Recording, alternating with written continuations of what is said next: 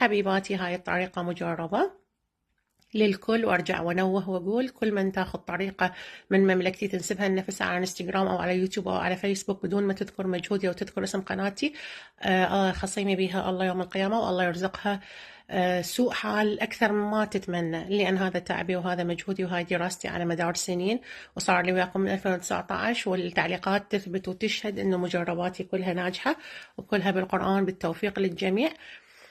محبتي لكم، يلا الوصل هنا يعطيني لايك.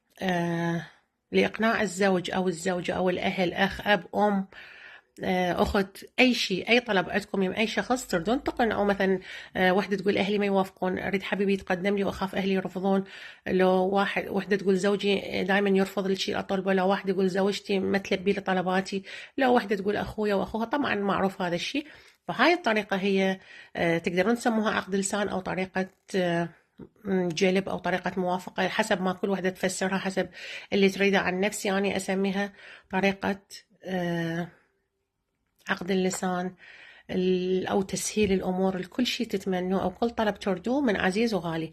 الطريقة تكونون على طهارة تامة لا جنابة ولا عذر شرعي. أكرر، على طهارة تامة لا جنابة ولا عذر شرعي. واللي عليها العذر الشرعي تنتظر لحد ما تتطهر وتسويها. تجيبون كوب مي أو كوب عصير، قلاص مي أو قلاص عصير، تمام؟ طهارة تامة لا جنابة ولا عذر شرعي، قلاص ماء أو قلاص عصير، تقرون عليه، تقربون من حلقكم يقرب من الفم، تقرؤون عليه يا مسخر الرياح 10 مرات، يعني يا مسخر الرياح يا مسخر الرياح يا مسخر الرياح 10 مرات. بعدين تقرؤون سبحان الذي سخر لنا هذا وما كنا له مقرنين، سبحان الذي سخر لنا هذا وما كنا له مقرنين 100 مرة.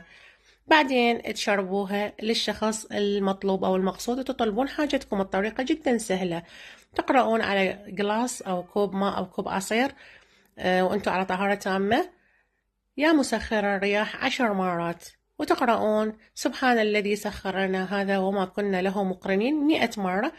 ثم يسقى هذا الماء أو العصير للشخص المطلوب، سواء زوج أو أخ أو أخت أو أم أو أب أو أي شخص عندكم يما حاجة. واستمروا عليها دائما، تحبون تسووها يوميا، تحبون تكرروها، انتم احرار. واتمنى ان تكونون الى الله اقرب. اتمناكم استجابه الدعوات، تحقيق الامنيات، قضاء الحوائج، قبول الطاعات. ربي يقل لحوائجنا وحوائجكم وامنياتنا وامنياتكم بأمره الذي بين الكاف والنون كوني فتكن. كل وحدة تتمنى بيت الله يرزقها بيت، الملك لله. كل وحدة تتمنى زواج الله يرزقها الزوج الصالح. كل وحدة تتمنى ذرية ربي يبشرها كما بشر زكريا بيحيى وإسحاق بيعقوب. واللي تتمنى النجاح والتوفيق، وما توفيقي إلا بالله، ربي يوفقها ويسدد خطاها. واللي تتمنى الوظيفة ربي ينولها على المراتب. أحبكم.